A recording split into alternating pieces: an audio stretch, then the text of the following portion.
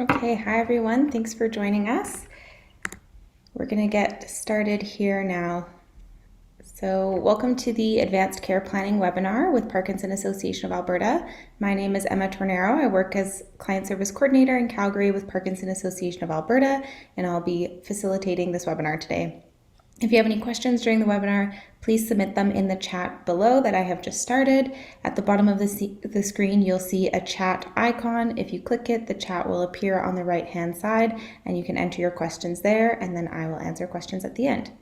Just as a disclaimer, this webinar is recorded. All of the information provided in the videos by Parkinson Association of Alberta and the speaker is furnished strictly for educational and entertainment purposes only. The service is not intended to be diagnostic, prescriptive, or replace the relationship, advice, and/or care of your physician. General questions about symptoms, treatment, available medication, complementary and alternative healthcare therapies, and current research will be fielded.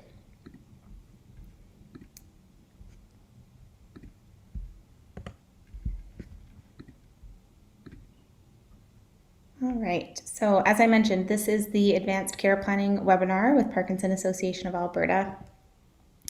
So to start, what is advanced care planning? I think it's kind of a concept that we hear of, but sometimes can be slightly unknown or folks have a lot of questions about it.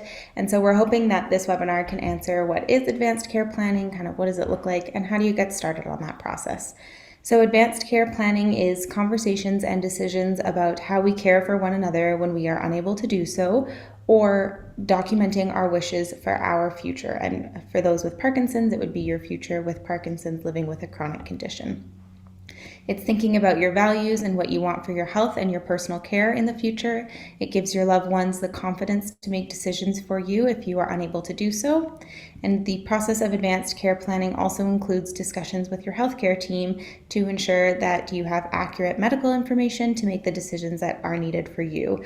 You may not ever use this plan, like you may create it and you might never need it, but it's good to have it just in case. And we do recommend that everybody starts the discussion about advanced care planning and does make a plan. So how do I start planning? Kind of the first question here. So start by thinking about what's right for you or what you would want for yourself. So it's important to reflect on your values and understanding of advanced care planning so that you can be prepared if you ever need it. So think about situations that you may have experienced with others in the past, maybe if you were caring for aging parents or if you were supporting a friend who was going through something. Think about their situation, and that can help you reflect on what you would want for your future and how you can make that transition easier for your loved ones and so that they can know your wishes. While you're thinking about this, it's important that you speak to your healthcare professionals to obtain accurate information to make decisions about medical procedures. And later in the presentation, I will talk about some of the documents that go into advanced care planning, and some of them do require an appointment with your healthcare professional to make those documents. So it is important to include your healthcare team.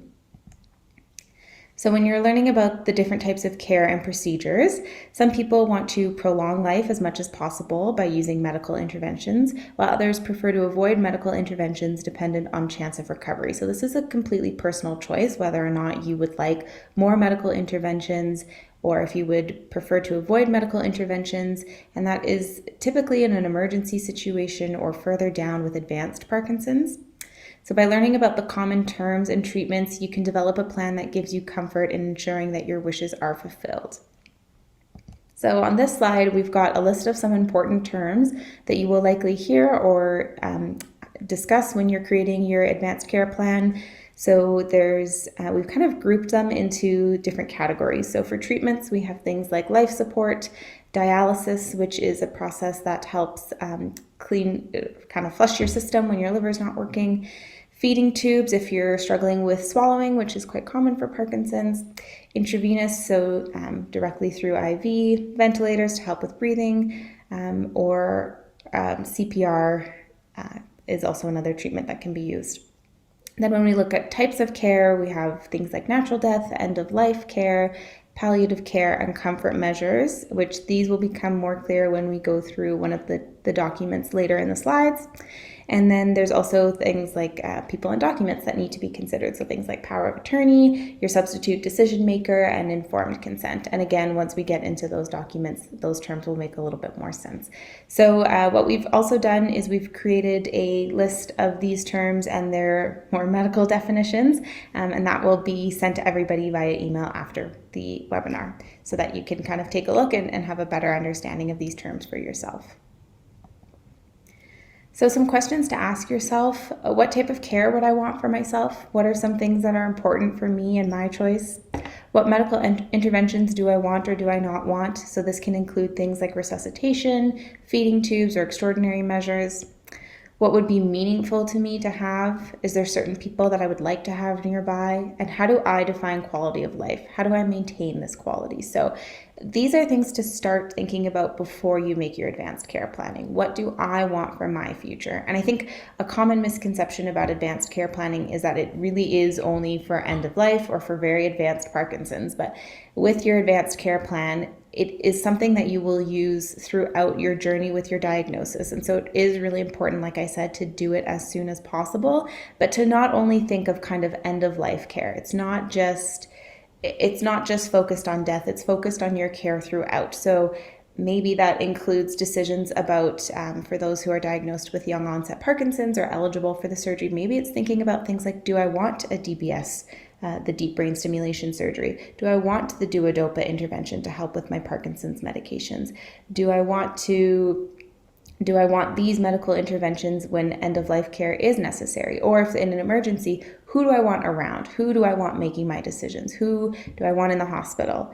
Then when you're thinking of quality of life, this is, again, a very personal decision. It's dependent on every person. For some people, maybe the highest quality of life for them is going down to the States, being a snowbird and golfing every day, which honestly, I don't blame you, because the weather in Alberta sometimes in the winter is not the greatest. So maybe highest quality of life for you is being able to go to the States and do that every year. And maybe if you need medical interventions to get to that, then that's how you could decide on your advanced care plan. So hopefully these questions kind of get the ball rolling and to start thinking about it. I know that this is not an exhaustive list, and once you really get into it, there's definitely going to be more questions that come. So once you've kind of reflected on those questions, you will decide who will make decisions on your behalf. So think carefully about who you would feel would honor and respect your wishes in an emergency, and who is most capable of making medical decisions on your behalf. This is typically or can be a spouse, an adult child, a trusted family member, or a good friend.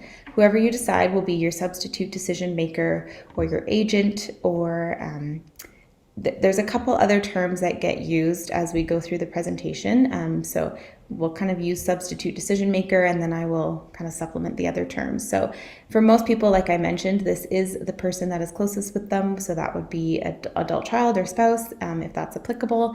But make sure it's someone who knows your wishes, knows about your advanced care planning documents, and knows your Parkinson's quite well, because that's a big factor in deciding things for you, is knowing your condition. So to start the conversation, after you've made some decisions, it's time to start the conversation with your substitute decision maker, your family, and if necessary, the appropriate professionals. You might find having these conversations is difficult, and the people that you are having these conversations with may find it difficult as well. So like I mentioned, it's a common misconception that advanced care planning is focused solely on death and end of life and palliative care. And so for a lot of people, this is a difficult conversation to initiate, but I think it's important to initiate these conversations early when you're still able to make those decisions, and when it can be hopefully an easier and more fluid conversation about your wishes for the future. If you write your plan down, ensure that you provide your substitute decision maker with a copy of your plan so that they have it and they feel comfortable honoring your wishes. And it's also a good idea to inform your healthcare professionals, a lawyer, and other members of your family. You can also provide a copy of your plan to your doctor and have them record it on your medical file. And then if you are in an emergency situation within the healthcare team, they should be able to pull that up for you if it's on your file. So documenting your wishes. So the final thing you'll want to do is write down or record what you would like and document those wishes. And you can choose to create your own plan. You can use online templates which are available, or you can get a form which is provided by a legal or healthcare professional. And if you are ever struggling to find these forms, you can always give us a call at Parkinson Association and we can direct you on where to find the forms. And writing down the wishes ensures that your wishes are clear to everyone and that there is a copy available. It's a little bit more formal than just telling someone your wishes. You may not ever need advanced care planning, and for some people, they create it and it's not needed, but it is nice to know that you have it if it is needed. And it's a good way to make sure that your voice is heard when you maybe aren't able to communicate for yourself, or as we know with Parkinson's, sometimes speech can become a challenge. So if you're not able to clearly articulate your feelings, this is a good way to get them down. And changes can always be made. So if something happens with your Parkinson's and you need to make changes, or you want to change your wishes, that's always something that you can do. So some common questions, again, like I said, once you start thinking about these questions, about 10 more get added to the list. So the first one that we thought was important to answer is, when is advanced care planning used? And so advanced care planning, like I mentioned, can be created for anyone at any time. And it is typically, for most people with Parkinson's, it's used kind of when the diagnosis is made for people. So once I get into the documents, I think it'll make a little bit more sense on why we say kind of right away. But Parkinson's is a chronic and progressive neurodegenerative disease. And so there will be some changes to your Parkinson's. And so it's important to have an advanced care plan ready. Maybe, like I said, you don't need it, but if you do, it's good to have it. What if I change my mind? As I mentioned, you can always make changes to your advanced care planning. So if you do change your mind, you can make changes to those documents. Again, I would reprint those documents and give them to your substitute decision maker or your healthcare team so that they have the most up-to-date copy. What if my substitute decision maker is not able or willing to make decisions for me? Typically, your healthcare team will choose the next of kin, or the person closest to you, to make these decisions. And they will, or if unable, a healthcare will make immediate decisions for you. Do I need this if I already have a living will? So in Canada, living will and personal directive are kind of interchangeable terms, and so this would be included in your living will. And when do I need to make these documents? Kind of similar to the first question, as soon as possible, I think, is best. And I think these documents take time. It's not something that you'll sit down and make within 20 minutes. You know, it might take some time. It might take multiple conversations. It might be a conversation and then you need a bit of a break to think, and then you'll come back. So they can be working documents, and I think it's important to take your time with these documents and make sure that you are really taking the time to think about these decisions, because they are big decisions, and making sure that you're taking the time to communicate these with your substitute decision makers, because it's a big decision for them to make as well. All right, so when we think of advanced care planning, like I mentioned, we think of end-of-life care, and we did think it was important to include this information in the webinar. So although advanced care planning is more than just end-of-life care, it's still an important piece to talk about. Death can be a hard topic to discuss, but it's important to have conversations to ensure your wishes are fulfilled. Reflect on your values and beliefs and determine what is important for you to have at end of life. Some questions to ask yourself when thinking about end of life care is, do I want to die at home, in a hospital, in a care facility? Who do I want to be with me at my time of death? Who are those that are closest to me that I want nearby? Do I want music playing? Do I want something more spiritual? Do I want a type of celebration? These are all questions to think about. And then, as always, there's more that come once you start thinking about it. And like I said, this is a difficult topic to discuss for a lot of folks, because not everybody wants to think about end-of-life care. But it is a piece that comes with advanced care planning. It doesn't need to be the whole sum of your advanced care planning, but it is something to consider. All right, so now we're going to go through some tools that are used for advanced care planning that can be helpful. So the first one is an Aware and Care Kit, and this is a shameless plug for our association. So an Aware and Care Kit is a tool that will help protect, prepare, and empower people with Parkinson's to advocate for their diagnosis during planned or unplanned hospital visits. And so I've included a photo of what the kit looks like. If you've purchased a membership with our organization, you likely already have a kit. The kit includes a medical alert bracelet that says I have Parkinson's disease, a small wallet card that says I have Parkinson's disease, this is what it maybe will look like, and then on the flip side there's room for your emergency contact information. There is tearaway medication forms, and they're a decent size, and on the form you can write what medication you're taking, the timing, the dosage, and the reason for the medication if there's other reasons besides Parkinson's. And so the idea with this is that you'll fill out the form and then you'll kind of give it to everyone that you see at the hospital, or if you have home care coming in and providing care, you can give it to your home care staff so that they know what medications you're taking, what dosage and when.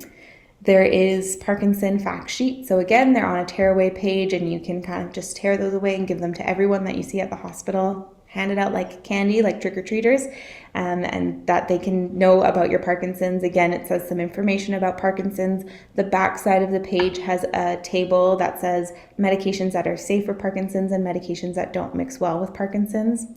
There is a Parkinson reminder slip, again, same idea, and then a magnet that says I have Parkinson's, which can be used in the home on your own fridge or in hospital to just help people know about your Parkinson's. So again, the whole idea with the kit is just to let people know that you have Parkinson's disease and how important the medication is for you. And so as I mentioned, the Aware and Care kits are available with the purchase of an annual membership with Parkinson Association of Alberta, and I've left the 1-800 number there at the bottom. So if you don't have a membership with us or you don't have a kit, feel free to give us a call and we can get one to you because they are quite helpful. The second document that's important for advanced care planning is the green sleeve. And so again, I've included a photo here. The green sleeve is known as a medical passport here in Alberta. It encompasses all important advanced care planning documents that outline individual goals for healthcare. It includes your goals of care designation order, your goals of care tracking record. You could include your personal directive in there if you have a guardianship order, your medication list, and then if you have completed the expected death from home form, that can go in there as well. And so the green sleeve, again, holds all of the important information about advanced care planning and the documents that would be needed for your healthcare team. It ensures that your healthcare team has access to the information about your decision making on behalf of yourself and your family members. For most people, it is kept on top of the fridge, on a magnet to the fridge, or somewhere near the front door, and emergency services are trained to look for the green sleeve in these places. So if, let's say, you have a fall and emergency services are called, when they come into the home, they will, and let's say they're taking you to hospital, they will take you, but then they will also look for the green sleeve to make sure that they have all of your information. So it is important to keep this up to date and keep it in those places so they know where to look for it, and then it goes with you, and then at the hospital, make sure you bring it back with you. So I did mention some of the forms that are inside, so I'll go through a little bit more detail. The goals of care designation, this is the form, and I've actually got it here. So this looks very overwhelming and like a mess, and I realize that, and so I apologize, but I thought it was important to include. So the goals of care is a form that gets filled out with your medical team, so either your family physician or your neurologist or a nurse practitioner, and this is what outlines what type of care you would like to receive in an emergency situation. So there are 3 levels of care. There's R, M, and C, and I believe they stand for restorative, medical care, and comfort care. And then within those levels, there are additional levels as well. And so when you're going through this, again, there's likely some medical terms that maybe won't make sense to those of us without a medical background. So that's why it is really important you do this with your family physician. But this will help medical teams know what types of care and interventions that you would like if you were in hospital. So we normally recommend, if you are going to complete a green sleeve, like I mentioned, it would be completed with someone on your healthcare team, and we do recommend letting them know when you book the appointment that you would like to complete a green sleeve so that they allot enough time in the appointment. I'm just going to go back here. So the goals of care can also include a medical order that states the focus of care, including your preferred location of care. The goals of care tracking record, again, completed by a medical professional. The expected death from home form is completed by a home care case manager. And then the other thing that I think is important to mention with the green sleeve is that it is free to complete. It is free to receive. And again, if you're planning to complete it, just let your healthcare team know during that appointment so that they allot enough time for it. And so again, if you don't have a copy of the green sleeve and you'd like one, please give us a call at the 1-800 number and we can get a copy to you. All right, so we'll move along to the personal directive. So this is a legal document that outlines your individual wishes. The document is used if you are unable to communicate your own wishes or lack the capacity for decision making in the future. The directive should include the names of your chosen decision makers or substitute decision makers. For the personal directive, they are known as agents. And the personal directive can be registered with the Office of the Public Guardian. So the personal directive can include your medical treatments, the ones that you do want or the ones that you don't want, where and who you'd like to live with, who will care for children if applicable, choices about personal activities, and personal and legal decisions. It does not cover any financial decisions. This one is strictly based on care. It's a voluntary document, so it's not mandatory to complete, but it is strongly recommended. You can assign multiple agents to a document. So let's say you have 3 children, one of them is a nurse, maybe one of them is a social worker. Maybe you want the nurse to be in charge of your medical decisions and your social worker to be, or your child that's a social worker to be in charge of your personal activity. So you can name them the agent for that section. So you can have an agent to make your medical decisions and an agent for something else, or you can pick one agent that would be in charge of all of the decisions. So hopefully that makes sense, and those can be changed again. The agent will have authority over the aspect that they are given unless you pick one agent who is responsible for everything. The document becomes effective when the person is deemed incapable based on a capacity assessment, which I'll talk about later, which has to be completed by a healthcare professional. And then a common question is, what happens if I don't have a personal directive? And so healthcare staff will choose the nearest relative to make decisions about healthcare and temporary residential placement. The cost for a personal directive is free, but if you are completing, depending on who you complete the document with, there may be a cost in that sense. The next document is enduring power of attorney. So again, this is a legal document or agreement that designates a chosen individual the authority to make financial decisions on your behalf. The document must be dated, witnessed, and signed by both parties, the donor and the attorney, or signed by another individual if the donor is physically unable. So for a lot of people with Parkinson's, writing can become quite difficult. So if you're physically unable to sign for yourself, you can have someone sign for you, although the person signing for you cannot be the person that you are naming as your attorney. So the enduring power of attorney includes your tax documents. That person will pay for your medical care and support. They will pay for maintenance of child or spousal support if applicable. They will hire paid help for you to help with your Parkinson's. They will deal with your interests and investments and your day-to-day financials. They cannot sell your home or real estate property unless given authority in the document. They cannot create changes to your personal directive or your will. They cannot assign a new power of attorney for you, and they cannot make changes to beneficiaries or investments, RRSP plans, pensions, or insurance policies. So it really is kind of just the day-to-day financial expense. They cannot make decisions about medical care. That would be the person that you name in your personal directive, which likely may be the same person. So if you're choosing your spouse, maybe your spouse is the person for both, but this document is only for financials. The document is enacted when the individual is still alive and concludes upon their passing, or unless it's specifically stated in the document. So you can put in the document, I would like this to start June 1st, 2024, and it'll be enacted then. Or it'll be completed on a specific day if that's stated. So in the brackets there, I've got donor and attorney. So the person creating the document is the donor. The person who will become the decision maker is the attorney. And what else do I want to say about this one? If you don't have an enduring power of attorney, there is an application to the courts that can be completed if there's no dispute of who the attorney would be.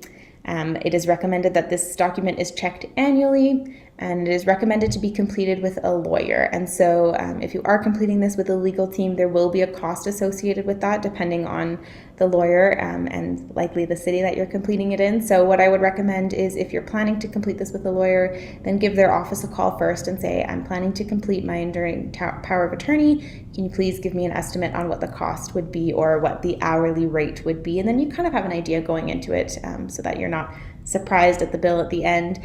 We also recommend booking an appointment with a lawyer that specializes in power of attorney or has awareness of creating power of attorney. If they have awareness of Parkinson's, that's even better, although I think that might be slightly more rare to find. So get someone who's maybe done an enduring power of attorney before. Okay, so the next ones we'll talk about guardianship, trusteeship, and capacity assessment. So guardianship defines the process of becoming a legal guardian for an adult who has lost capacity to make personal, non-financial decisions. So your guardian would be responsible for making decisions about healthcare, residence, social associations and social participation, participation in education and vocational training if applicable, employment and legal proceedings. This is required when a person is deemed incapable or requires trusteeship or lacks a personal directive. When there is no one able or willing to be the guardian, then the Office of the Public Guardian and Trustee can become your guardian after completing a form. So trusteeship defines the process of formally or informally appointing a family member, friend, public trustee, or company as the legal authority to make financial, non-medical decisions on your behalf when incapable. So the responsibilities for trustee would include financial decisions, managing finances from AISH or CPPD or other government financial benefits, using individual finances to pay for bills, care, education, and other needs, managing interests, real estate, and personal property, applications for financial benefits. So if you wanted to apply for OAS, AISH, CPP, or CPPD, they would complete the application. They would file your income taxes. They would be able to sell your home or real estate property with permission from the courts. And so again, this is applicable when a person is deemed incapable by a capacity assessment or lacks a power of attorney. And again, when no one is able, then the Office of the Public Guardian can become your official trustee. So capacity assessment, I've mentioned a couple times. So a capacity assessment is the cognitive assessment that's completed to determine ability to make personal and financial decisions and understand the consequences of these decisions. So it is a formal assessment that is administered typically by a physician or a psychologist, but it can be completed by, I believe it's a social worker or an occupational therapist if they are trained. And this is to determine if you're able to make decisions for yourself and truly understand the weight of these decisions and the consequences of these decisions. The other folks who can complete it are trained nurses, social workers, psychiatric nurses, and occupational therapists. Okay, so that was a lot of information. I understand it's a lot to take on in about half an hour, but we just want you to know that we understand initiating conversations on advanced care planning can be difficult, and our team is here to help, and I've included our 1-800 number there again, so that if you do have any questions, you know you can always give us a call, and we are happy to help. Some of the things that we can help you with is that we're here to help throughout your journey with Parkinson's and advanced care planning, and so like I mentioned before, your advanced care planning should kind of follow your journey with Parkinson's, and maybe there's changes that need to be made as your journey with Parkinson's changes as well. And so we're here to help you with both of those. A few things that we can do is we can provide the documents or the paperwork. So like I mentioned with that green sleeve, we have copies at all of our offices. We can send some to you. If you need help with kind of filling out the basics of the paperwork, maybe your penmanship isn't as great from Parkinson's, we can help with that. If there's documents that need to be collected to complete these forms, we can help with that. We can support in creating a plan to talk to your family about advanced care planning or help you kind of initiate that conversation. And we can provide information on where to seek additional supports. And so I've created a very brief list here of Alberta Supports that are available. So there is an organization called Alberta Supports that can help. If you're located in Calgary or Medicine Hat, the Kirby Centre can likely help with some of these documents. Also, the Sage Seniors Association in Edmonton can help out with some of the documents. And then St. Paul Abilities Network in Lloyd and Grand Prairie can help as well. Okay. So I'll leave the next little bit open to questions. I'm going to stop sharing my screen so that I can see. And Monica, I see that you've got your hand raised, so I'll just allow you to talk and then you can ask your question. Thank you. Appreciate your help here. Question around Parkinson's and MAID. Does Yes. Parkinson's qualify for consideration of medical assistance in dying? Okay, yeah, that's a good question. And I know that there was recently some changes to the MAID eligibility, so I would have to look it up to give a better answer. I believe it can qualify for MAID under certain circumstances, but that's definitely something that I can look up and contact you afterwards and give you some more information. Thank you. Appreciate that very much. Sorry If you, that I don't have an exact answer, but I well, don't have the wrong information. I think there's a parliamentary committee meeting now, I understand, I on the, think so, yeah, and it's around mental health and MAID. yeah, or Yes. mental disorder, the difference. Yeah. Okay. Yeah, which I mean, part of Parkinson's is those non-motor symptoms, so things like depression, apathy, and anxiety. And so I wonder maybe under that categorization it would be eligible. Something to look into though. What about the dementia elements of Parkinson's? How is that treated under MAID? That is a good question, and I don't know the answer. I'll have to get back to you on that one. Thank you. Yeah, sorry about that.